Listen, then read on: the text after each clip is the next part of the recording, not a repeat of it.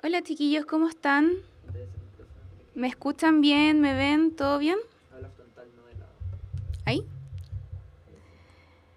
¿Todo bien, chiquillos? Hay un pequeño desfase entre lo que ellos ven y tú dices, por eso es que no parte de la Mm, siguiente diapositiva. ya, para. Dale, habla, yo Ahora. controlo eso si quedó pegado. Ay, no. Espera. No se ve. Ahí está. Perfecto. Hola a todos. Vamos a partir nuestra segunda clase juntos, que en la clase de historia es la número 14 y va a tratar sobre la época del salitre y los grandes cambios de fin de siglo.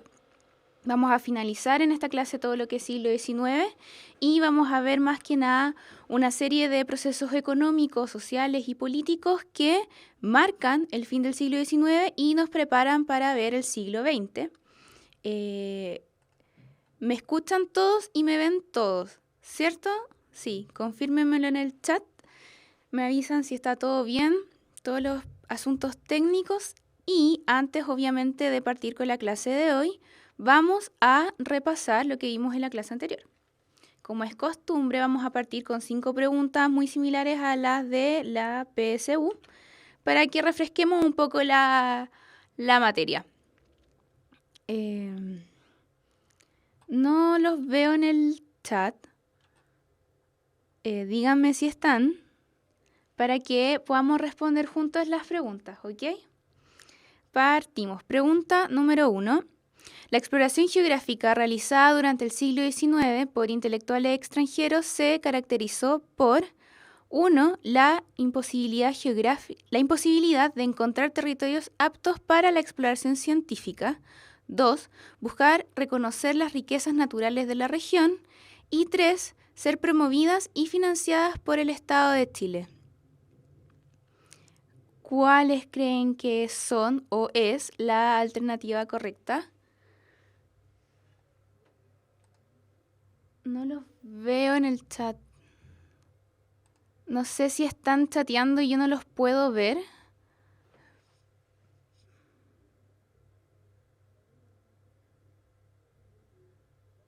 No los veo en el chat. En fin, vamos a hacer como si están y vamos a contestar junto a esta pregunta. Esta pregunta hace referencia a... Sí, muy bien. Eh, Veamos alternativa por alternativa. La 1, imposibilidad de encontrar territorios aptos para la exploración científica. Sabemos que no. Sabemos que nuestra geografía era muy rica en paisajes naturales, lo cual hacía muy atractivo que variados exploradores vinieran y analizaran la geografía nacional. Por lo tanto, la alternativa 1 descartada. Alternativa 2, buscar reconocer las riquezas naturales de la región. Sí, lo vimos en la clase pasada, existía una intencionalidad de saber qué bienes habían en el país para poder explotarlos y sacarle un provecho económico. Y la alternativa 3, ser promovidas y financiadas por el Estado de Chile.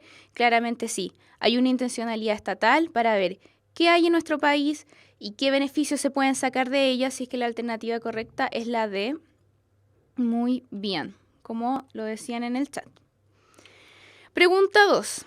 A partir de la década de 1830, la explotación minera se transformó en la principal actividad productiva del país.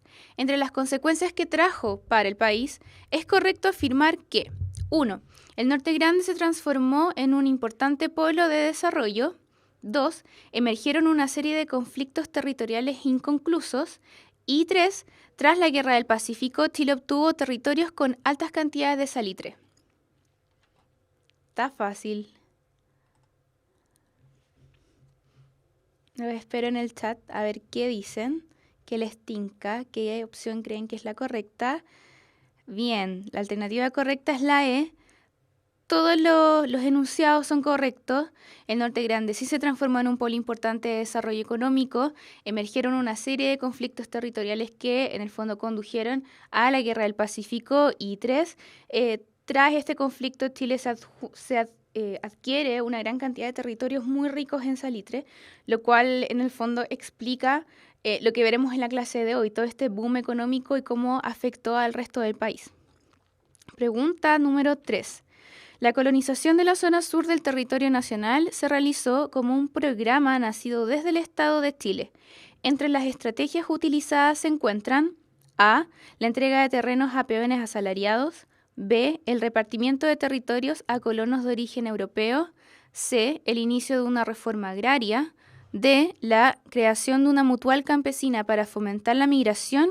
Y E. Se modificó la estructura social de la hacienda campesina. ¿Cuál creen que es la alternativa correcta?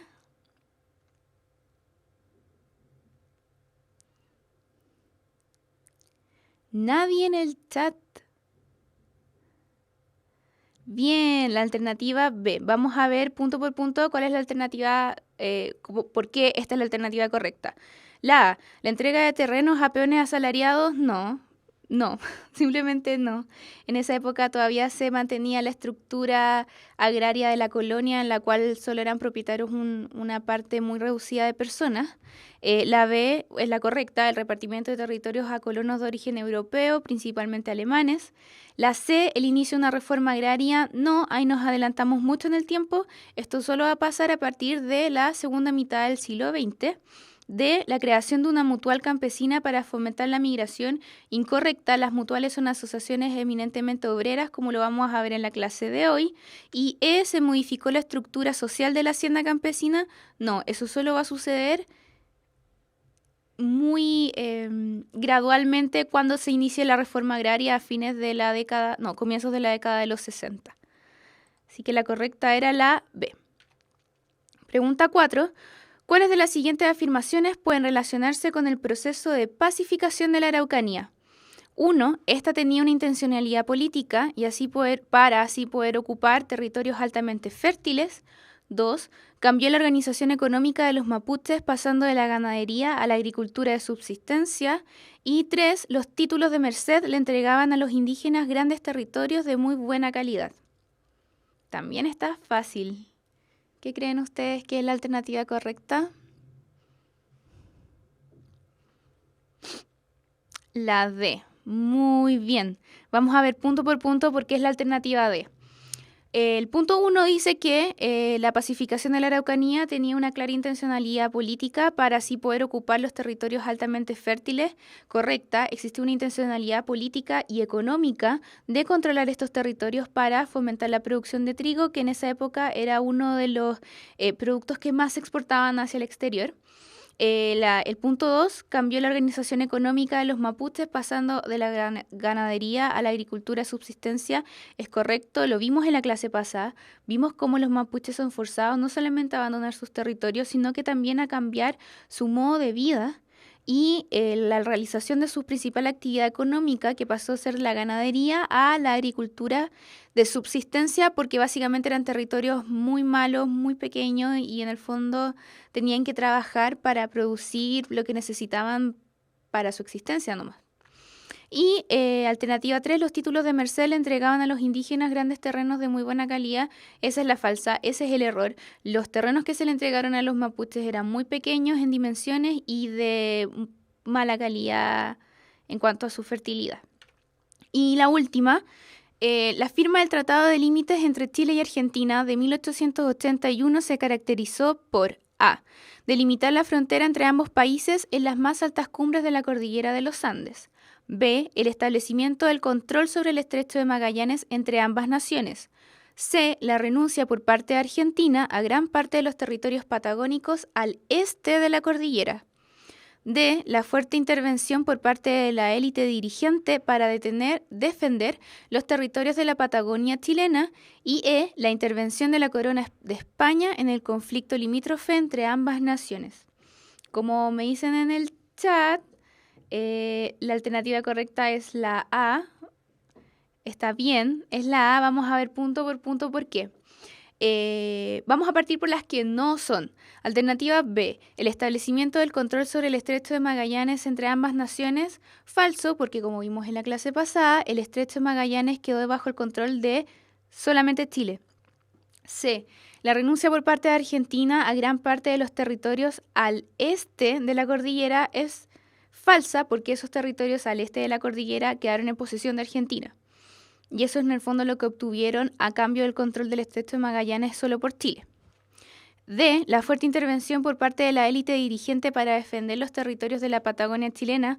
Falso, porque como ya vimos, a la élite dirigente lo único o lo que más les importaba era tener el control del estrecho por sobre la posesión de terrenos que no le habían encontrado el valor que tienen. Y E. La intervención de la Corona de España en el conflicto limítrofe entre ambas naciones. Falso, porque ya estamos a mediados del siglo XIX y obviamente ya no pueden inmiscuirse en asuntos de repúblicas independientes, ya no eran colonia de España. Por lo tanto, la alternativa correcta es la A. Delimitar la frontera entre ambos países en las más altas cumbres de la cordillera de los Andes, tal como lo es hoy. Vamos a partir con la clase de hoy. La clase de hoy, bueno, por lo que veo no hay tanta gente como la clase pasada, así que nuestro formato va a ser va a ser diferente porque hay mucho contenido, hay mucha materia que pasar, así que vamos a ir bien rápido y para que sigamos el hilo, cuando yo termine de hablar como un punto en específico, les doy un tiempito para quienes tengan alguna duda y la respondemos juntos, pero es por el partido. ¿Quién juega? Bolivia y Perú, ¿o no? Bueno, en fin. Asuntos de la Copa América. En fin, la clase pues va a estar en YouTube para quienes quieren ponerse al día. Entonces, la clase de hoy, los 3 puntos más importantes que vamos a ver va a ser primero, Argentina y Colombia. Ok. Después la clase va a estar en YouTube para todos los que se unan después. La clase de hoy vamos a ver 3 puntos importantes. Primero, la importancia del salitre para la economía nacional y cómo en el fondo cambia un poco las estructuras económicas y sociales del país. 2, las transformaciones sociales y la cuestión social, que va a ser el conflicto social entre fines del siglo XIX y comienzos del XX. Va a ser tema la cuestión social. Y lo último, la Guerra Civil de 1891 y la República Parlamentaria. Vamos a partir a la velocidad del rayo para que alcancemos a pasar toda la materia. El objetivo de la clase de hoy va a ser comprender la serie de procesos políticos, económicos y sociales que caracterizaron a nuestro país a fines del siglo XIX. Ok, vamos a partir por la importancia que tuvo el salitre en la realidad nacional. Espérenme un chiquitín. Ok.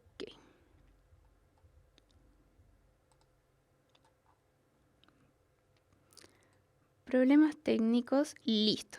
Bueno, como lo vimos en la clase pasada, entre 1880 y 1920, el país vivió un proceso de esplendor económico gracias a la explotación salitrera, gracias a los yacimientos que se encontraban en las provincias de Tarapacá y Antofagasta, que como lo vimos en la clase pasada, pasaron a formar parte de nuestro país a través de la Guerra del Pacífico, en el cual se ordena estos problemas limítrofes que existían desde antes y en el fondo se establecen claramente cuáles van a ser los límites entre Chile, Bolivia y Perú y obviamente cómo se ve beneficiado nuestro país en el sentido de que adquiere territorios muy ricos en salitre.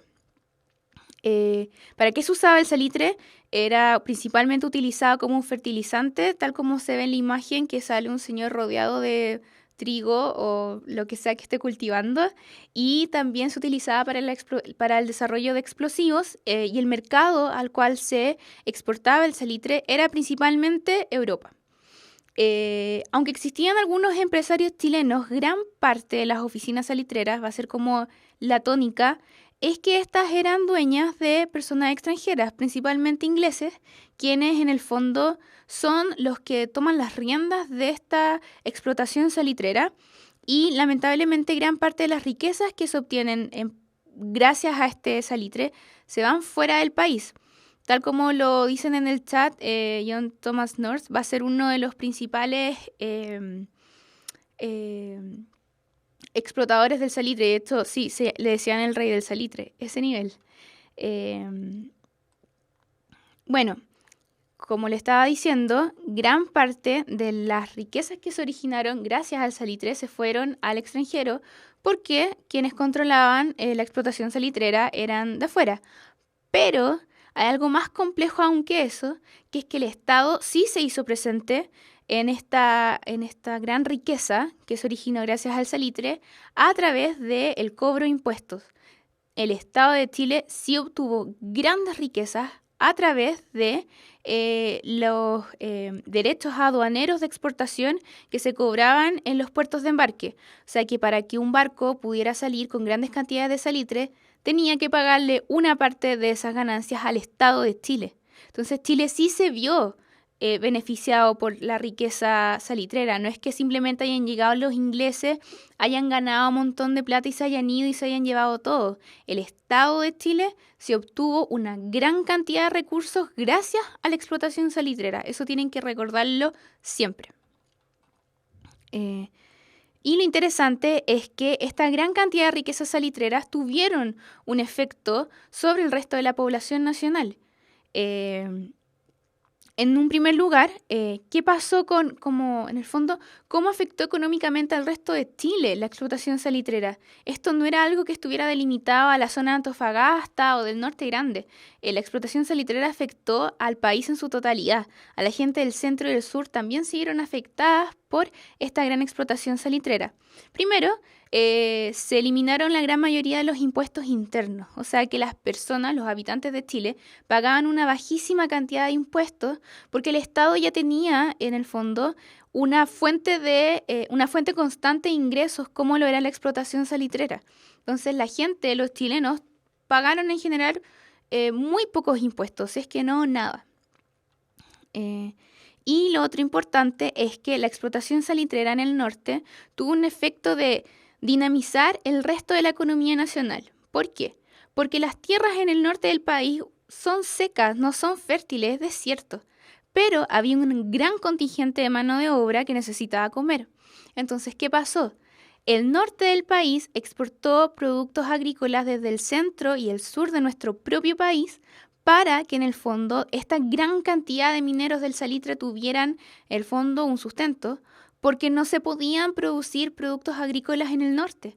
Entonces esto es un efecto como en el fondo motivó a toda la economía a nivel nacional, como que la activó, porque ya también, si bien las exportaciones de trigo al extranjero eran un recurso importante, el hecho de que el propio país tuviera que producir productos agrícolas y productos manufactureros para el norte dinamiza también la economía nacional. Eso, básicamente porque las tierras del norte no eran fértiles. Además, la industria del salitre era una fuente de trabajo muy importante y tal como lo vamos a ver después en más detalle, muchísima gente del centro y del sur del país emigró hacia el norte a los yacimientos salitreros a ganarse la vida. Si les gusta la literatura, les recomiendo muchísimo el libro de Hernán Rivera Letelier, Santa María de las Flores Negras. Es un libro muy entretenido y ahí se ve, el autor explica muy bien cómo era la realidad en una oficina salitrera y cómo mucha gente era del sur y traía su cultura como en el fondo sureña a estos yacimientos mineros en el norte. Si les gusta la literatura y quieren impregnarse más con este tema, lean ese libro que es muy entretenido, se los recomiendo de todas maneras.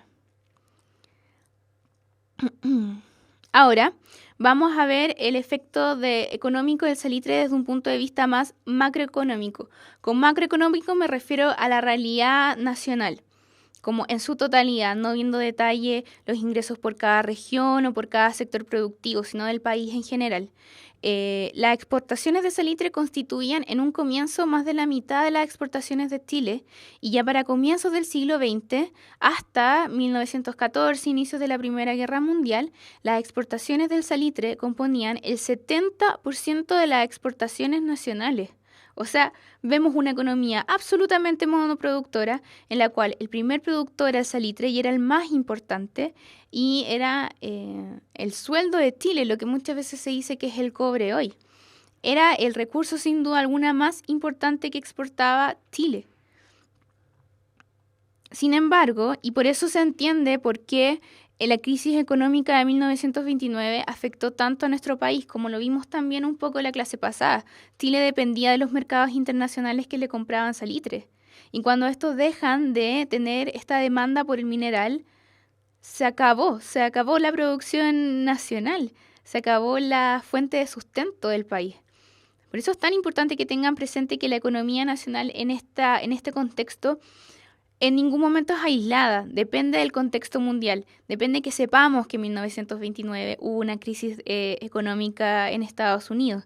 Y también otro elemento importante es la fabricación de salitre sintético que se inventó, creo que en Alemania, durante la Primera Guerra Mundial, y eso también afecta a la economía nacional, porque obviamente es mucho más barato fabricar salitre sintético que exportarlo de nuestro país que está tan lejos de los grandes centros mundiales. Entonces, como retomando, la crisis del 29 más la creación del salitre sintético son dos de los grandes como, no sé cómo expresarlo, son como de los grandes puntos que hacen que en el fondo la producción salitrera se empiece a desmoronar.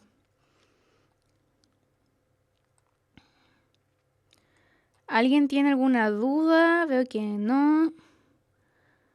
No, creo que ninguna duda por el momento. Ok, sigamos.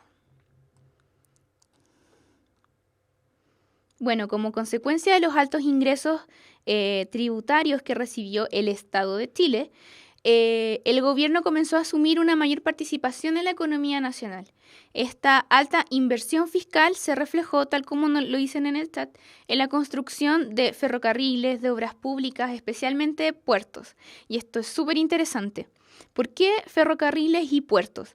Básicamente porque el foco de esta construcción de obras públicas era transportar el salitre que se iba a exportar. Transportarlo desde los yacimientos mineros que se encontraban en el interior hasta los puertos se necesitaban ferrocarriles y se necesitaba la construcción de puertos para que el salitre pudiera salir al resto del mundo que lo exportaba. Entonces también se ve cómo la construcción de obras públicas está íntimamente ligada con la exportación de salitre. Es como el elemento que hace funcionar la economía nacional. Bueno, pero también se construyeron obras públicas en otros ámbitos, principalmente en establecimientos educacionales, en instalaciones de agua potable, de alcantarillado, y que en el fondo se buscaba mejorar la calidad de vida de las personas. Pero, tal como lo vamos a ver más adelante, no siempre se logró. Tanto es así que paralelo a esta gran exportación de salitre se vive lo que es la cuestión social en nuestro país, que va a ser el problema, el conflicto social entre fines del siglo XIX y comienzos del XX, y lo vamos a ver ahora en más detalle. ¿Alguien tiene alguna duda sobre el tema del salitre, la exportación salitrera, esta economía nacional en el chat?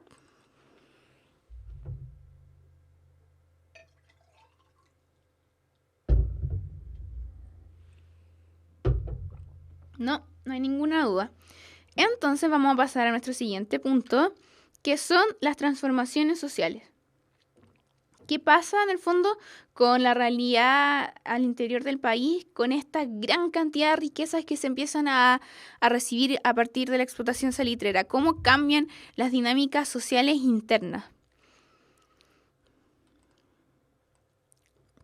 Bueno, en primer lugar vamos a ver la clase alta, el aumento progresivo de estas riquezas generadas por el salitre favorecieron el fortalecimiento de la aristocracia, la cual se empezó como a complejizar.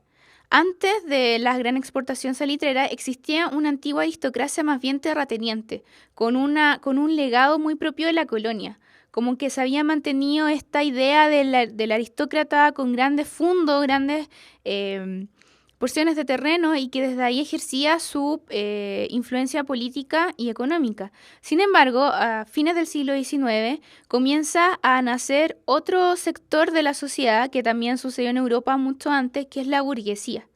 La burguesía es un grupo compuesto por empresarios y comerciantes quienes lograron generar grandes fortunas. Entonces, ¿qué sucede? Se produce una mezcla entre esta antigua aristocracia terrateniente con los burgueses cuya riqueza ya no la basaban en la tierra, sino que en el comercio, en en las empresas, en la exportación de salitre, como hemos visto. Entonces se produce una mezcla de estos dos grupos sociales a través de alianzas matrimoniales o de participación conjunta en los negocios. ¿Qué pasa? Que el dinero, el lujo, empezó a ser como un ingrediente fundamental de las clases elevadas. Y ya se deja atrás un poco el modelo de vida más bien austero que tenía esta aristocracia terrateniente colonial. Ahora se empieza a medir la riqueza a través de la opulencia, de la ostentación, del lujo, de la elegancia, de esta idea cosmopolita de gente que viaja a Europa, como un afrancesamiento que es común en general, Latinoamérica en general, como esta idea de que Francia es el polo cultural que tiene que ser seguido por el resto de las personas y por eso mucha gente viaja a Francia y en el fondo esa va a ser como en el fondo la manera de ostentar que se pertenece a cierto grupo social. Ya no solamente se tiene que saber que se pertenece a la aristocracia, sino que hay que demostrarlo. Mostrarlo con lujo, con opulencia, con vestuarios impresionantes, con un registro cultural más elevado y más complejo, quizás alejándose de lo propiamente latinoamericano, porque en esa época no existía como ese concepto, y tratando de asemejarse lo más posible a Europa, a lo que sucedía en Francia, Inglaterra, Alemania, etc. El Palacio Cousiño, por ejemplo, el Palacio de Bellas Artes, son ejemplos de cómo se trata de imitar un modelo absolutamente ajeno y que hace referencia como a la elegancia, a una vida más bien civilizada, y se produce este afrancesamiento de la sociedad. ¿Qué pasa? ¿Qué es lo interesante? Que ahora esa es la manera en que la gente de clase alta refleja que es de clase alta. Entonces mucha gente que no lo era, esta como clase media emergente, comenzó a ser imitada, o sea, comenzó a imitar estos como rasgos de la aristocracia. Ahí nacen los conocidos ciúticos, que es gente que no pertenece a la aristocracia, pertenece a una clase media emergente. Ahora, recién en esta época empezamos a hablar de clase media y que trata de muchos modos de asimilarse lo más posible a la aristocracia, adoptando para sí estas características sociales del lujo, de la opulencia, qué sé yo. Bueno, como les estaba adelantando, en esta época surge la clase media. Antes del final del siglo XIX no existe la clase media como tal. Ahora recién se está formando. Y este fue uno de los cambios sociales más significativos de fines del XIX. Este grupo se transformó de manera lenta, muy lenta, en un importante grupo de opinión política. Pero sin embargo yo creo que es más hacia el siglo XX cuando se fortalece como clase, como grupo. Ahora estamos viendo recién cómo emerge la clase media, pero sin duda alguna es una clase media muy pequeña, pero que poco a poco y progresivamente va a ir aumentando en cantidad de personas y en influencia. ¿Quiénes componen la clase media? ¿Cómo entendemos a alguien que forme parte de la clase media? Que es un concepto que hasta la actualidad es muy difícil definir, o sea, ¿quién es clase media y quién no? Es súper complicado de encasillar a la gente. Es muy amplio el concepto de clase media. Gente con mucha plata y gente con poca plata puede entrar en el mismo saco. Es un concepto muy complicado. Pero para la época que estamos viendo ahora, fines del siglo XIX, ¿quiénes eran la clase media? Eran los militares, los burócratas, los pequeños comerciantes y empresarios, profesionales liberales como doctores o abogados, empleados públicos, artistas, profesores e intelectuales que vivían preferentemente en los sectores urbanos. Vemos cómo la clase media se origina muy similarmente a la burguesía en un contexto urbano, en un contexto de ciudad. En el campo puede que exista, pero no se va a ver o no se va a vivir de la misma manera que en la ciudad esta emergencia de la clase media. Entre los factores que explican el origen de esta clase media, se destaca en primer lugar el impulso que dio el Estado a la educación. Como mencionamos anteriormente, con este excedente de riquezas generados por el salitre, el Estado sí se hizo presente y sí invirtió en obras públicas y en educación. Eso es muy importante. Y esto es algo que es como una tradición más bien republicana que se origina desde comienzos de la vida independiente. Vemos que una de las primeras obras de este país que se está armando es fundar la Biblioteca Nacional, el Instituto Nacional. Entonces se ve desde tiempos de la independencia una intencionalidad por parte del Estado de propagar la educación. Ya para segunda mitad del siglo XIX, el aumento de la riqueza fiscal aumentó la capacidad de la matrícula de escuelas públicas, dando la oportunidad para muchos hijos de obreros o de campesinos que puedan acceder a la educación. Básicamente porque era fundamentalmente gratuita, supongo. Este acceso a beneficios educacionales inminentemente se refleja en mayores oportunidades laborales. Es un reflejo casi obvio. Si tienen una mejor preparación, van a tener más oportunidades de realizar trabajos más elevados y por ende mejorar su calidad de vida al obtener trabajos mejores remunerados. Otro punto que ayuda a comprender por qué se origina esta clase media es el crecimiento del aparato estatal. La administración del Estado se hace mucho más compleja y necesita mucha más gente trabajando al servicio de la administración del Estado, lo que se conoce como burocracia, que depende de una alta cantidad de empleados públicos que en el fondo realicen el trabajo. Y esto también se ve como un nicho para trabajadores que van a formar parte de la clase media. Otra vía fue el ejército, que permitía que aquellos que se integraran a sus filas mejoraran su calidad de vida. A pesar de que los sueldos del ejército no eran muy altos, sí como que le entregaban a las personas, a los hombres de esa época, una instrucción educacional y una estabilidad económica. Entonces, quizás sus sueldos no fueran muy altos, pero sí tenían una seguridad de que iban a estar ahí y ese iba a ser su trabajo y en el fondo iba a ser muy difícil que se salieran de ahí. No pasa lo mismo con los peones de la época que se destacan por su inestabilidad y porque recorren grandes zonas buscando los medios para supervivir. Vimos la clase alta, la aristocracia, ahora acabamos de ver la clase media y por último nos quedan los sectores populares. Estos componían más del 50% de la población a comienzos del siglo XX. O sea, piensen, más del 50% de toda la población nacional vivía en situación de pobreza. Y lamentablemente, en modo general, este grupo social se mantuvo al margen de los beneficios reportados gracias a la explotación salitrera, en macro. Después vamos a ver por qué, cuando veamos en detalle la cuestión social. En la época, el campesinado seguía en general viviendo bajo las mismas condiciones de la colonia. O sea, no se vio afectado por esta gran riqueza del salitre. Sus condiciones de vida eran muy similares a la época colonial, existiendo el latifundio, haciendo referencia a las encomiendas, que son grandes territorios al mando de una sola persona, y con una cantidad de trabajadores que dependen de este patrón, los inquilinos y en un nivel más bajo los peones, y esa era la forma de ganarse de vida del campesinado en general. En general, la vida campesina estuvo marcada por la precariedad y el escaso acceso a los servicios públicos como la salud y la educación. Entonces, todo esto que hablamos de las obras públicas, de las mejoras en la educación, son casi siempre citadinas, hacen referencia a las grandes ciudades, principalmente Santiago. Pero la realidad campesina seguía siendo muy colonial, muy precaria. ¿Qué pasa? Como lo hemos visto, como ha sido la tónica de esta clase, la idea es ver cómo la explotación salitrera afecta toda la realidad nacional.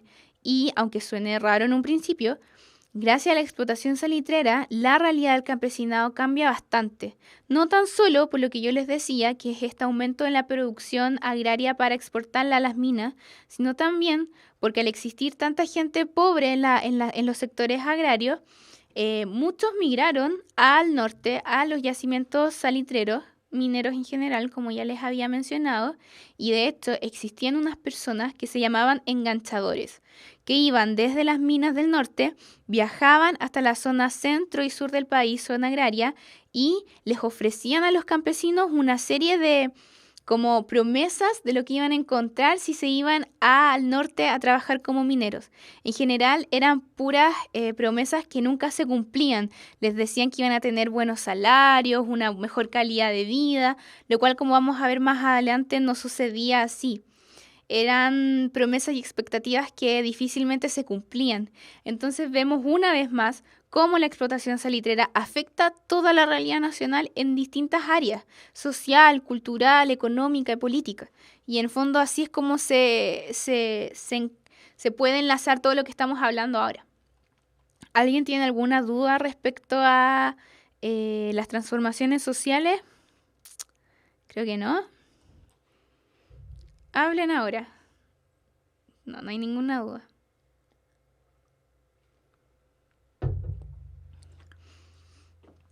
Ya, no hay ninguna duda al respecto. Vamos a pasar a nuestro siguiente punto, que es la cuestión social. Es un tema súper interesante para quienes les gusta la historia de Chile. Hay harto material. Métanse a Memoria Chilena, hay hartos artículos al respecto. Es una época súper interesante en nuestro país y que vale la pena recordarla. Y les va a entrar en la PSU, así es que acuérdense. Ok. Bueno, la cuestión social no solamente se dio en Chile, es un fenómeno social a nivel mundial en el sentido de que se dio en todos los países que vivieron la industrialización tal como la conocemos hoy.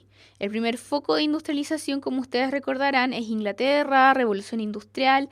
Ahí se dio una cuestión social también muy grave, muy violenta, de mucha cantidad de personas viviendo en situación de pobreza extrema, en ciudades que hoy día ya no son estas capitales industriales, como por ejemplo Manchester en Inglaterra u otras. Se vivió la cuestión social también allá. Entonces este es un fenómeno que afectó a la población occidental a nivel mundial. Y Chile en el fondo fue otro foco más de la cuestión social. Eso sí, mucho más posterior, fines del siglo XIX y principios del XX. ¿Cómo nace la cuestión social en Chile? Se origina básicamente debido al incipiente proceso de industrialización que vivió el país a fines del XIX. Ojo, mucho ojo. Es un incipiente proceso de industrialización que no alcanza a tener la importancia económica que tuvo la explotación salitrera. Entonces sí, se realizó un proceso de industrialización en el país, pero no alcanzó a tener las repercusiones económicas que tenía la explotación salitrera. Esta seguía siendo el recurso más importante del país. Entonces tienen que considerar siempre eso, que la economía nacional dependía casi en su totalidad del salitre, lamentablemente. Bueno, esta incipiente industrialización que se dio en nuestro país motivó una explosiva migración del campo a la ciudad. Tal como lo hablamos recién, la situación de vida en el campo era precaria, no tenían una buena calidad de vida, no tenían acceso a los principios básicos como educación y salud. Entonces mucha gente de los campos decidió migrar para buscar una mejor calidad de vida, un mejor pasar. Y vieron en las ciudades el destino más idóneo para mejorar su vida, pero se encontraron con el pequeño gran problema que las ciudades no contaban con las condiciones necesarias para recibir a tanta cantidad de gente. Santiago no estaba preparado, había un déficit habitacional muy grave. La ciudad no estaba lista para que viviera tanta gente en ella. ¿Qué pasó? Había un déficit habitacional grave, no habían casas, no había lugar donde viviera tanta gente y tanta gente pobre. Tanta gente que no tenía los medios para subsistir. Y es ahí cuando nacen estas condiciones de vida insalubres en que la gente vivía hacinada en los conocidos conventillos, como lo vemos en la fotografía, que eran un conventillo, bueno, eran un pasaje en el cual no había luz, no, obviamente, no había agua, no había alcantarillado, y la gente vivía muy cerca la una de la otra, sin las condiciones higiénicas básicas como es el agua. Y el alcantarillado, estas vías para los desechos, no existían, o para las aguas servidas no existían. Entonces en esta misma callejuela donde estaban todas las piezas en las que vivía mucha gente hacinada, corrían el agua que se usaba, los desechos, todo. La gente cocinaba ahí mismo donde pasaban los desechos. Entonces, unos niveles de insalubridad de verdad espantosos. Y no solamente existían los conventillos, aunque estos son como las principales construcciones de emergencia que se realizaron en Santiago, en la ciudad. También existían otras soluciones habitacionales, tanto o más míseras como los ranchos, que eran como pequeñas porciones de tierra en la cual la gente vivía con sus animales, todos hacinados, haciendo referencia a esta identidad campesina, o también los cuartos redondos, que eran unas piezas que ni siquiera tenían ventanas, y también vivía mucha gente en un espacio increíblemente reducido. Bueno, ¿qué trae consigo las precarias condiciones higiénicas? Enfermedades infecciosas mortales como el cólera, la viruela, el tifus, que se propagaban primero, o sea, obviamente por estas condiciones de higiene que no existían y también por el hacinamiento. También existían otro tipo de vicios, como vicios morales, el alcohol, la prostitución, las enfermedades de transmisión sexual como el sífilis, existían en la época y eran un problema grave. Entonces también existían vicios en todo sentido, como no tan solo biológicos, sino también morales. Obvio, porque la gente a ver la realidad en la que se encontraban inmersos, ¿qué moralidad va a existir? Entonces, por eso habían niveles tan altos de alcoholismo y de prostitución como una solución por parte de las mujeres de encontrar su subsistencia. Esto se refleja en este contexto de crisis, de insalubridad, de una vida mísera, se refleja en altas condiciones, o sea, altos niveles de mortalidad infantil. La vida era muy difícil y era muy improbable que un niño sobreviviera bajo estas condiciones. También era muy bajo las esperanzas de vida. La gente vivía poco porque, obvio, vivían en una calidad de vida muy mala. Y también los índices de educación eran bastante bajos, había mucha cantidad de analfabetismo, etc. Esto, todo lo que les he dicho hasta el momento, hace referencia a la ciudad. Uno se imagina todo esto en un contexto muy urbano, muy de ciudad. En el centro siguen existiendo conventillos, obviamente refaccionados y adaptados al siglo XX, XXI, pero uno tiende a pensar en la ciudad. Pero en las oficinas salitreras también se vio una realidad tan mala como en las ciudades. La gente también vivía en condiciones de vida muy precarias. No sé si han tenido la oportunidad de recorrer una oficina salitrera ahora como turistas. Humberston, por ejemplo, ahí uno ve cómo la gente vivía en condiciones de verdad deplorables, tal como en las ciudades, y se suman en este contexto mira, hay alguien de Iquique, muy lindo Iquique, cómo esta situación se vive también en las oficinas salitreras y además se le suma jornadas laborales muy extenuantes de muchas horas, más de 10 horas de trabajo continuo y el pago en fichas, que es algo increíblemente abusivo, que en el fondo las grandes oficinas salitreras les pagaban a sus mineros no con dinero, sino con fichas, los cuales ellos iban a canjear en las pulperías, que era el mismo lugar donde ellos podían obtener alimento, pero los precios y todo eso no dependían de ellos y era absolutamente injusto. Y en el fondo se ve un eterno devenir en esta cuestión social. Ok. ¿Cómo se reacciona? ¿Cómo reacciona el pueblo? ¿Cómo reacciona la gente frente a este contexto de cuestión social? Desde el punto de vista laboral, las relaciones entre los mineros o los obreros con los patrones era de libre acuerdo. ¿Qué pasa? Que no existía un ente como el Estado hoy en día que controle la situación o la relación que sea entre el obrero y el patrón para que no se produzcan abusos. Pero en la época eso no pasaba, por lo que sí se realizaban abusos por parte de los patrones, como lo vimos recientemente con estas largas jornadas laborales, con estos sueldos que ni siquiera eran sueldos, eran casi algo simbólico, no recibían lo que les correspondía justamente por todo su trabajo. ¿Qué pasa? que estos obreros, sobre todo en el norte, esto pasa mucho en las oficinas salitreras específicamente, estos obreros se ven a sí mismos viviendo en condiciones de vida muy precarias y ¿qué hacen? Se juntan y se organizan.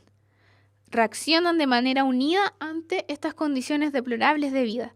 Y así es como nacen las mutuales o sociedades de socorros mutuos, cuya función era mejorar la calidad de vida de los trabajadores, pero a partir de los propios trabajadores.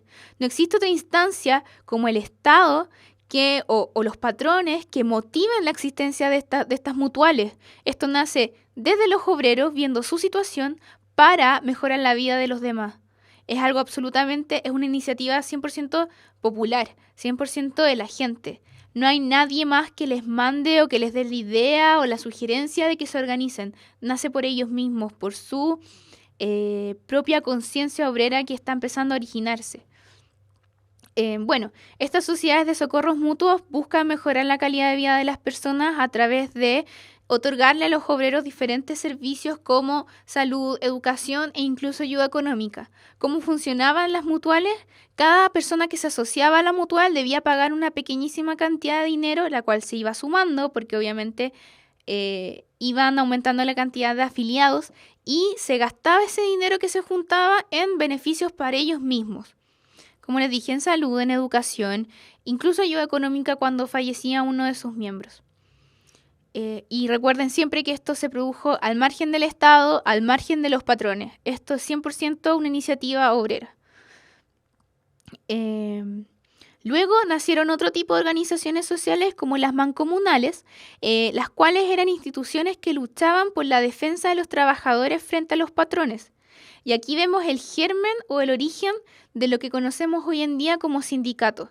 Esta organización por parte de todos los trabajadores que luchan por sus derechos, luchan por mejorar sus condiciones de trabajo y su calidad de vida. Y luchan juntos para lograrlo. Se organizan. Y bueno, tal como les mencioné anteriormente, este es el germen de una conciencia social obrera.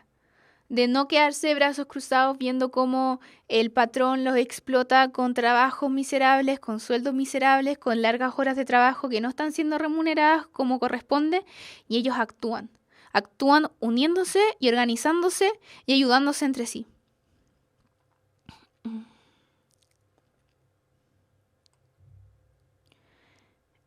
Ahora, esta incipiente conciencia social obrera se refleja, bueno, como ya lo vimos, en las mutuales, en los sindicatos, etcétera, pero también se refleja en demostrar este malestar a través de una ola de protestas que se dieron sobre todo a comienzos del siglo XX, y la reacción por parte del Estado fue violenta, fue de represión. Una vez más volvemos a Iquique, la matanza de Santa María, de la Escuela Santa María Iquique en 1907 es como el hito más, como el punto más álgido de toda esta molestia social. Vuelvo con lo del libro, el Santa María de las Flores Negras de Hernán Rivera Letelier muestra súper bien cómo se desarrolló este conflicto. Léanlo, es muy entretenido. ¿Qué se refleja con esta actitud por parte del Estado represiva y violenta? Se refleja que no existía una voluntad de modificar el régimen económico y social para mejorar la vida de las personas. No existía una intencionalidad por parte del Estado de cambiar la situación. De ahí que se desarrollaron esta gran cantidad de huelgas, como la huelga portuaria de Valparaíso en 1903, la huelga de la carne en Santiago de 1905 y la más importante de todas, que es la huelga en Iquique, que lamentablemente se transforma en la matanza de Santa María Iquique en 1907. Ahora, toda esta serie de movimientos obreros, de conciencia obrera, es el génesis de una organización política. Y eso es súper importante, porque podemos comprender así cómo en 1912 se funda el Partido Obrero Socialista por Luis Emilio Recabarren, que es el génesis del Partido Comunista el día de hoy.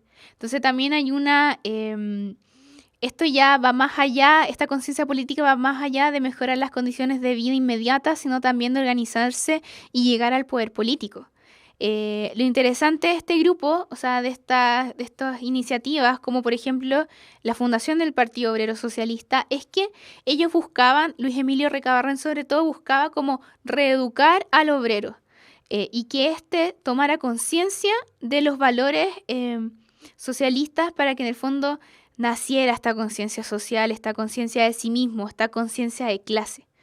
Entonces, es muy interesante cómo este Partido Obrero Socialista lleva a cabo diferentes medidas que buscaban alejar a los obreros del alcohol, de los vicios, para que en el fondo se reeducaran y se fueran como por el buen camino y así pudieran educarse y tomar conciencia de su propia realidad, de su propia conciencia obrera.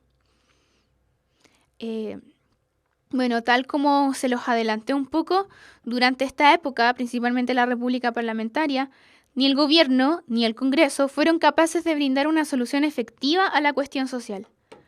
No existe, no, o sea, hay pequeñas medidas, pero que en el fondo, a grandes rasgos, no cambiaron la vida de las personas de manera tan significativa.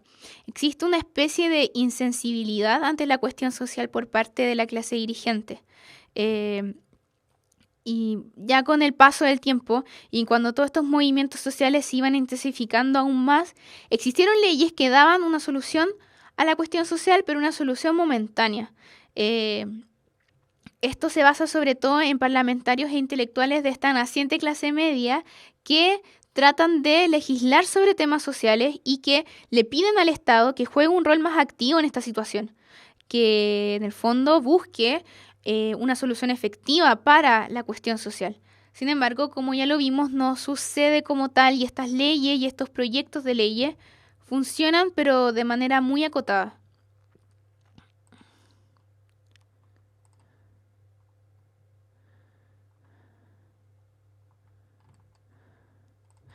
Em, la Iglesia también se pronunció al respecto y, como les dije, la cuestión social fue un conflicto a nivel mundial. Y la Iglesia no podía quedarse atrás y en el año 1891 publica la encíclica Rerum Novarum por parte del Papa León XIII, la cual refleja esta nueva doctrina social de la Iglesia que promovía una justicia social, una búsqueda de una convivencia armónica entre las clases sociales, pero o bueno, eso es como la parte formal, pero en el fondo la intencionalidad era que los católicos se integraran a buscarle soluciones a la cuestión social, básicamente para restarles adeptos al socialismo, porque como ustedes comprenderán, todas estas ideas izquierdistas, anárquicas, comunistas, socialistas, eran eminentemente ateas y la Iglesia Católica tenía que actuar en el fondo para no perder su rebaño, los adeptos. Entonces también había una intencionalidad, no sé si política, pero no solamente se basaba en solucionarle la vida a las personas, sino también en seguir siendo una institución importante. Y eso se hacía gracias a través de la gente que siguiera los mandatos del catolicismo. Eh, Vamos a hacer un break. ¿Hay alguna duda al respecto? Sí, la acción social es un movimiento que se dio en la época. Eh, bueno, que veo no hay dudas. Así es que nos vamos a tomar un break. Son 2 para las 8. Nos vemos a las 8:05. 7 minutos. ¿Les parece bien? Porque nos queda mucha materia por pasar. Así es que nos vamos al recreo. Nos vemos acá a las 8:05.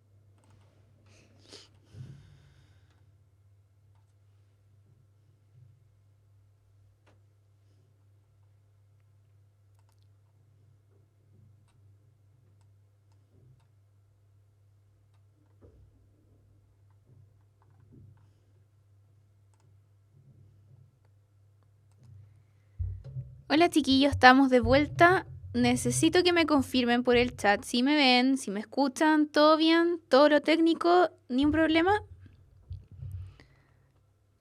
Los voy a esperar.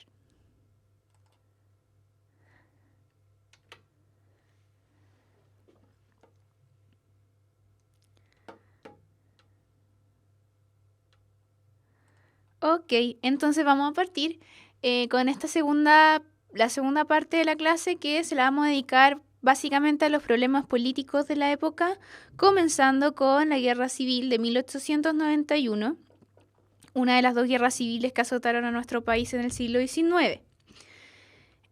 Para comprender cómo se originó la guerra civil, hay que entender cómo funcionaba la política a fines del siglo XIX. Este periodo político se conoce como la República Parlamentaria, en la cual... No, me adelanté. No, eso es al revés. A fines del siglo XIX todavía seguía existiendo la República Liberal y su último presidente fue, como lo ven en la imagen, José Manuel Balmaceda. ¿Qué pasó a fines del siglo XIX? Pasó que cada vez las presiones que ejercía el Congreso, representantes del poder legislativo, sobre la figura del presidente, el poder ejecutivo, eran cada vez más fuertes. Es decir, que lo que se buscaba en la época era un presidente que estuviera sometido a lo que dictaminara el Congreso. Y esto chocaba con el carácter fuerte de José Manuel Balmaceda, que no siempre estaba de acuerdo con lo que le mandaba el Parlamento, con lo que con lo que decidía la gran mayoría del Parlamento o Congreso. Es así como este presidente inicia una serie de confrontaciones con el Congreso, porque básicamente no tiene esa capacidad de negociar con el poder legislativo. Él también tiene un modo bastante autoritario, Balmaceda se destaca por eso, que en el fondo querer hacer lo que él quería hacer y no hacerle caso a lo que dictaminara el Parlamento. Entonces no existe esta capacidad de negociar. Y en el fondo así se origina un conflicto latente entre el presidente y el Parlamento, el cual no hace sino crecer mientras pasa el tiempo. ¿Cuáles son los elementos que explican esta confrontación entre Balmaceda y el Congreso? Básicamente, el programa de gobierno de Balmaceda buscaba implementar una serie de reformas económicas, un ambicioso programa de obras públicas, con el fin de aprovechar esta gran cantidad de dinero que se recibía gracias a la explotación salitrera. Entonces, ahora estamos viendo el ámbito político de estas grandes riquezas que se obtienen gracias al salitre, para que una vez más, y voy a ser majadera, la explotación salitrera afectó a todo el país en una serie de ámbitos económicos, sociales, culturales, etcétera, políticos, como lo estamos viendo ahora. Entonces, ¿qué quería hacer Balmaceda? Quería ocupar estas riquezas obtenidas por el Estado a través de la explotación salitrera e invertirla en obras públicas, en educación, en infraestructura, en el fondo, en medidas que desarrollaran y que ayudaran al progreso del país en su totalidad, que beneficiaran a toda la población y no solo a la élite dirigente o a la gente con más recursos que estaba más ligada con la explotación salitrera, sino que quería que todos se vieran beneficiados con esta gran cantidad de recursos. Entre sus medidas más controversiales y las más importantes se encuentran, primero, reducir la dependencia nacional sobre los capitales extranjeros mediante la industrialización del país. Quizás no lo logró de manera tan absoluta, pero sí existía la intencionalidad y la conciencia de darse cuenta, Balmaceda, de ver que Chile no podía depender absolutamente de la exportación de un recurso. En el fondo fue un adelantado a su tiempo, porque en el fondo eso fue lo que pasó tras la crisis del 29. Chile, la economía nacional se desplomó básicamente porque se basaba en un producto, que era el salitre. Balmaceda decía que no, que había que en el fondo complejizar la realidad económica del país y comenzar una industria, en el fondo industrializar el país.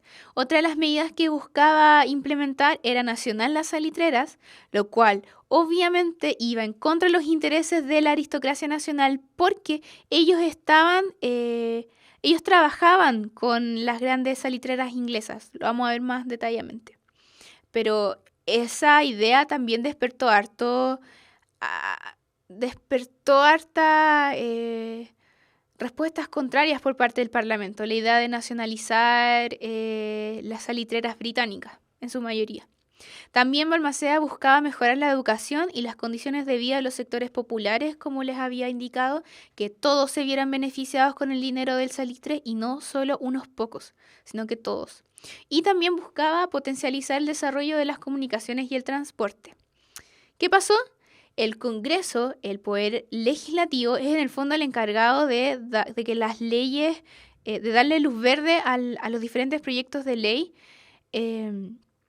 Entonces Balmaceda necesitaba la aprobación o el apoyo por parte del Congreso para llevar a cabo sus políticas de Estado. Sin embargo, en vez de recibir el apoyo por parte del Parlamento, como ya se lo he dicho, este estaba en contra de las políticas de Balmaceda. Y la oposición contra él fue creciendo durante el tiempo y sobre todo con estas ideas que para la época eran bastante radicales, como por ejemplo nacionalizar las salitreras. Entonces, ¿qué pasó? Que la figura del presidente Balmaceda recibió una creciente oposición por parte de los conservadores, los radicales e incluso mismo gente que también pertenecía a los liberales, tal como lo era Balmaceda. ¿Cuáles eran los motivos que justificaban esta oposición contra Balmaceda? Primero, la sensación de amenaza que sentía la oligarquía ante estas políticas del presidente, porque básicamente la propuesta económica de Balmaceda era nacionalizar el salitre y esto era contrario a los intereses de la oligarquía porque muchos colaboraban con las oficinas salitreras actuando como banqueros o abogados de los salitreros británicos. Entonces iba absolutamente en contra de sus intereses personales, como de clase, solo de ellos. Además, la oligarquía encontraba inconveniente reducir los impuestos. Lo que quería la oligarquía era que el Estado redujera los impuestos, como lo vimos, porque en el fondo quería que el Estado sacara recursos gracias a la explotación del salitre. Sin embargo, Balmaceda no estaba de acuerdo con esta idea. Balmaceda no quería bajarle los impuestos a las clases más pudientes como era la oligarquía. Entonces, claramente esto aumentaba a que la oligarquía lo tuviera en la mira y en el fondo se opusiera a sus políticas. Entonces, en el fondo, como la idea general es que las ideas de Balmaceda iban en contra de los intereses propios de la oligarquía. Y eso era lo que despertaba su oposición. Además, la clase alta, la aristocracia, pensaba que esta política de inversiones fiscales de Balmaceda, como yo les había dicho, ocupar sus recursos en educación, en mejorar la calidad de vida, eran un derroche del dinero fiscal. O sea, eso pensaba la clase alta, que gastar en mejorar la calidad de vida del pueblo era un derroche del dinero que obtenía el Estado a través del salitre. En fin. También Balmaceda se despertó una gran enemistad con los católicos porque él era ministro de Estado cuando se lanzaron las leyes laicas con el presidente, creo que es Aníbal Pinto.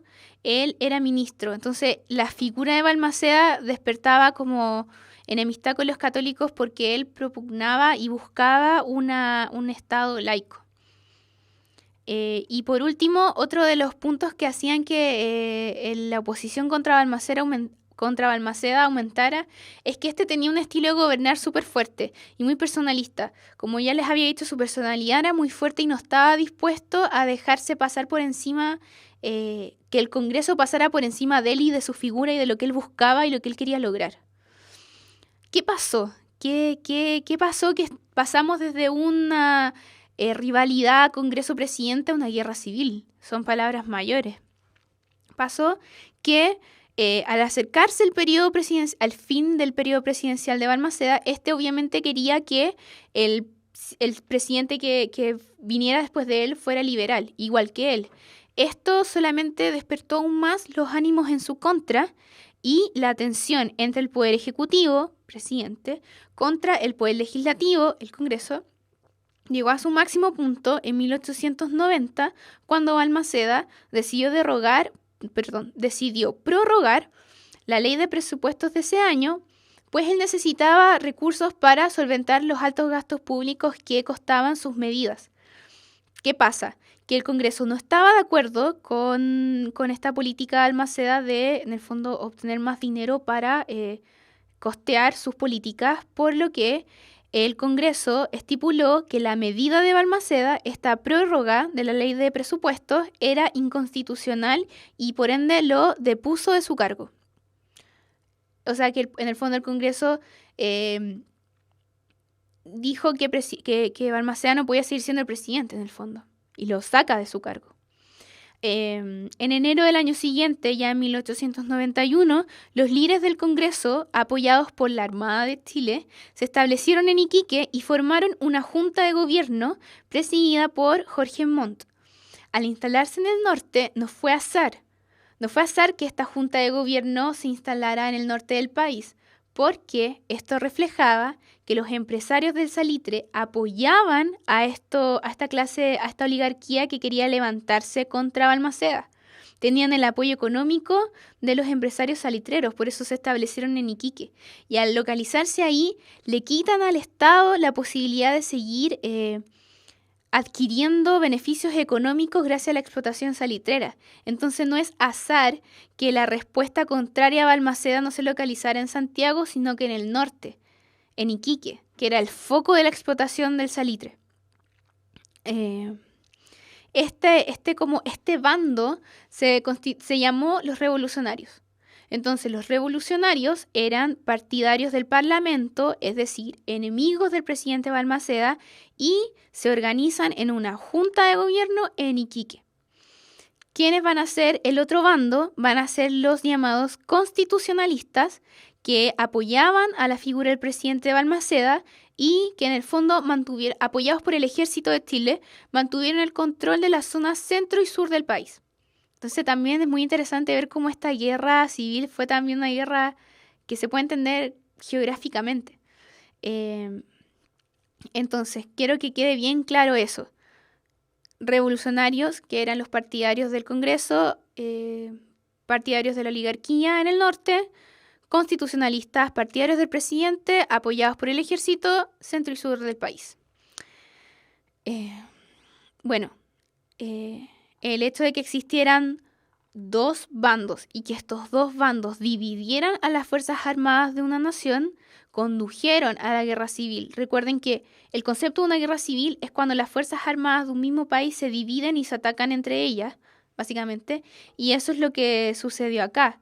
Era el ejército contra la armada, eran los revolucionarios contra los constitucionalistas y se desarrolla una sangrienta guerra civil, la cual termina con el triunfo del bando revolucionario, es decir, ganan los enemigos de Balmaceda, ganan quienes apoyan al Parlamento en las batallas de Concón y Placilla en agosto de 1891.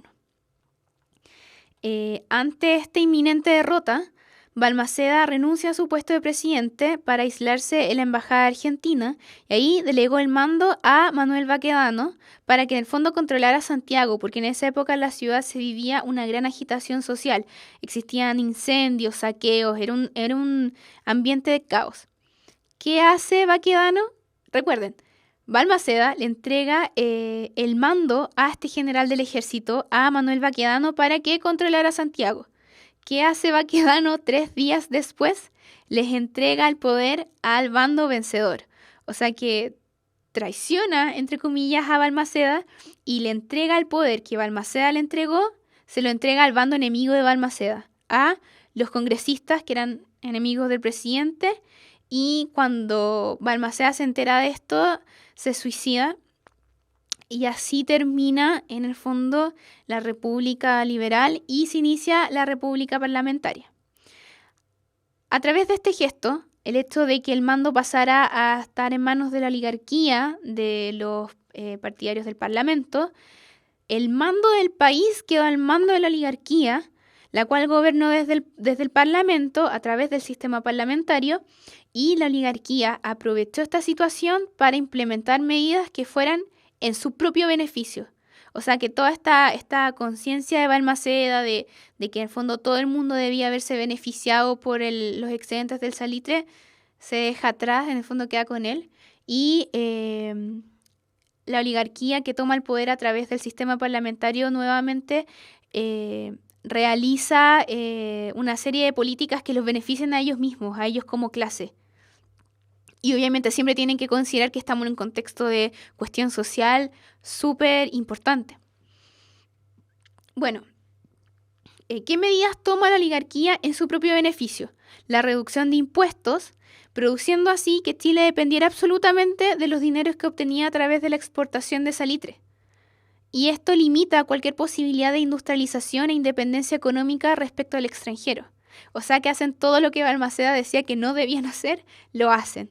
Reducen los impuestos y en el fondo hacen que el país dependa aún más del dinero que se genera gracias a la venta del salitre.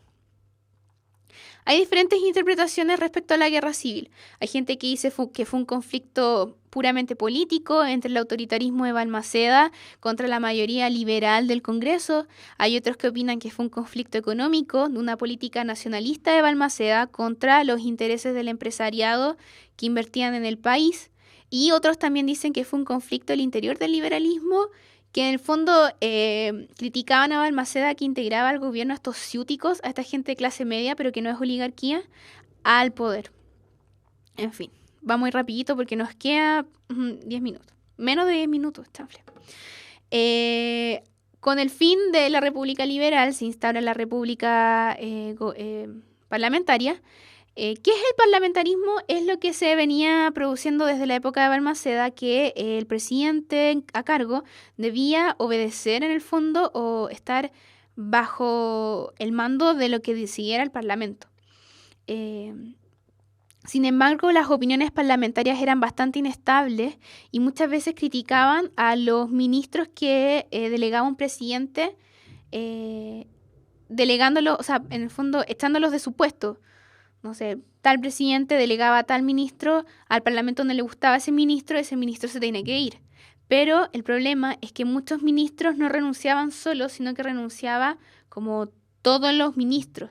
Entonces se producía una rotativa ministerial, en el fondo cambiar a todos los ministros que duraban muy poco tiempo, lo cual imposibilitaba toda labor continua por parte de un presidente. En el fondo, si no lo dejaban gobernar de acuerdo a sus propios, como a su propio programa, sino que todo lo que el presidente hiciera debía estar como controlado y autorizado por parte del Parlamento, lo cual muchas veces dificultaba todo porque tenían que ponerse de acuerdo entre sí.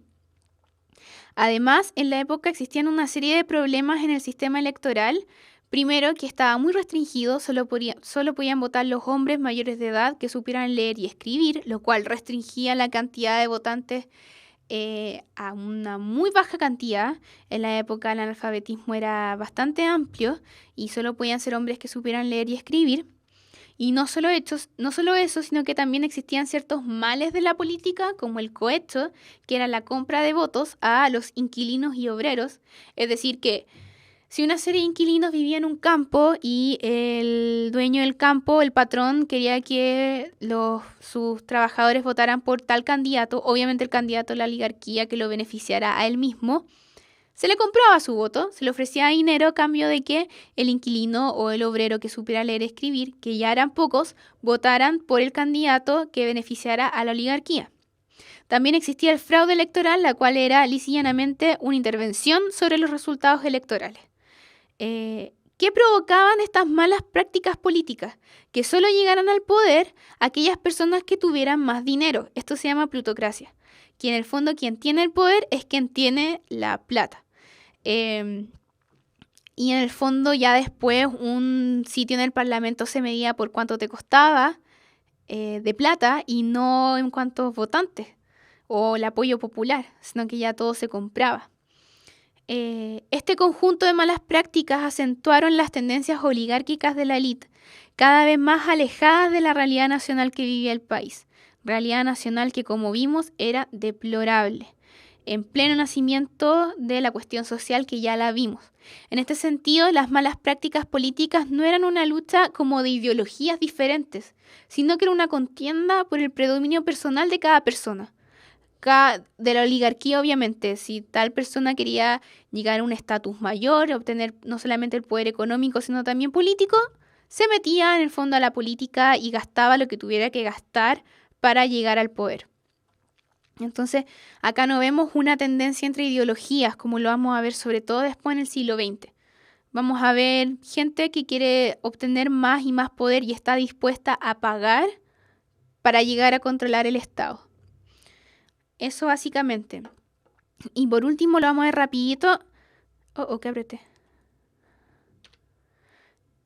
Bueno, no corrí la presentación en PowerPoint, pero era eso, parlamentarismo entre el 1891 y 1925, presidente gobierna bajo el control del Parlamento, existe una rotativa ministerial que no deja a los presidentes lograr sus metas en su periodo de gobierno y existe una serie de malas prácticas políticas, el cohecho y el fraude electoral sobre todo.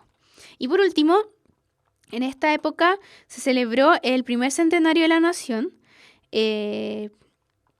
Ya en 1910 nuestro país celebró los 100 años desde el inicio del proceso emancipador que condujo a la independencia del país. Recuerden que la independencia se firmó el 12 de febrero de 1818 y no el 18 de septiembre de 1810. Entonces lo que se celebró en 1910 y en el 2010 no fue la independencia, fue el inicio del proceso de la independencia. Siempre recuerden eso. Producto de estas celebraciones en 1910, se inauguraron una serie de obras públicas cuyo fin era embellecer la ciudad. Recuerden que estamos con toda esta influencia del afrancesamiento, de la oligarquía, la aristocracia. Entonces se fundaron edificios como el Palacio de Bellas Artes, la Estación Mapocho, que en el fondo buscaban darle una elegancia mayor a la ciudad. Como lo ven en la imagen, ese es el Palacio de Bellas Artes, que es precioso, y que en el fondo tratan como de construir arquitectónicamente una imagen más bien europeizante que es bastante ajena, no es propia. También se produjeron trabajos de obras públicas como el sistema de alcantarillado y un nuevo sistema de alumbrado público y invitaron como una serie de representantes de otros países europeos y americanos que vinieran a ver cómo Chile celebraba sus 100 años de república independiente. Se realizaron una serie de concursos literarios, de concursos artísticos, además se realizaron exposiciones de arte, de industria y de agricultura con el fin de exhibir los productos que nacían en nuestro país. ¿Cuál es el problema? Todo esto que yo les dije, esto de embellecer la ciudad, los palacios, los concursos literarios, las exposiciones de arte, suena muy, muy aristocrático. Y ahí es como se basan en el fondo las críticas a esta celebración del centenario. Muchas personas criticaron estas celebraciones porque existe una absoluta preeminencia de la élite chilena en las celebraciones, ausentándose el pueblo. O sea, ya se inauguraron alcantarillados, iluminación, pero en general fue una celebración absolutamente oligarca, aristocrática. Además, muchas otras personas criticaron la gran cantidad de gastos que tuvo que asumir el Estado para financiar todas estas obras públicas, concursos, etc. Siendo que en el resto del país estaban viviendo en plena cuestión social. Es irónico que se gaste tanta plata en construir palacios preciosos, siendo que al interior de nuestro país la gente vivía en condiciones inhumanas. En general, el concepto de crisis estuvo muy presente en la vida nacional durante 1910, básicamente porque para unos reflejaba la decadencia moral de la clase política de la época, tal como lo vimos delante, las prácticas de cohecho, de fraude electoral, en el fondo reflejaban cómo quienes se supone que mandan al país viven dentro de un contexto moral grave.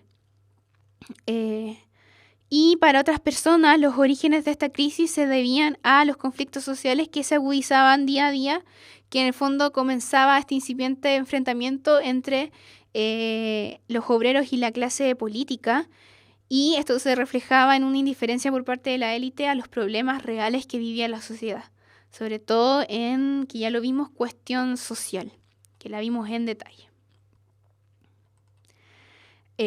Ok, ¿alguien tiene alguna duda? Porque ya estamos con el tiempo. Veo que no. Creo que no. Creo que no hay más dudas. Recuerden que este lunes es feriado. Esta es la clase que deberíamos haber tenido el lunes, así es que nos vemos de este lunes al otro en una nueva e interesante clase de historia. La próxima clase vamos a ver Chile en un mundo entre guerras, entre fines de la Primera Guerra Mundial, 1918, hasta inicios de la Segunda Guerra Mundial, 1938-39. Vamos a ver cómo se vivía en esa época en nuestro país. Los puntos más importantes que vamos a ver en la próxima clase van a ser la inestabilidad política de la época entre los gobiernos de Alessandri, Ibáñez del Campo, dictaduras de por medio, y el nacimiento del Frente Popular, que va a ser esta unión entre los radicales y la ala más izquierdista de la política nacional y cómo llegan al poder, y esta tríada de presidentes radicales a mediados del siglo XX. Y vamos a ver las transformaciones económicas dirigidas hacia la industrialización, Corfo, sistema ISI, de sustitución de importación, etc. Así es que eso, terminamos la clase de hoy. Espero que les haya gustado. Recomiéndenle la clase a quienes no están presentes. Van a estar subidas en YouTube muy pronto. Eso, recuerden que estamos en el grupo de Facebook, búsquennos como Puntaje Nacional, Historia y Ciencias Sociales, grupo oficial, y cualquier duda que tengan, cualquier material que quieran compartir, son bienvenidos. Así es que nos vemos de este lunes al otro. Pásenlo bien en este lunes que es feriado, nos vemos pronto. Chau, chau.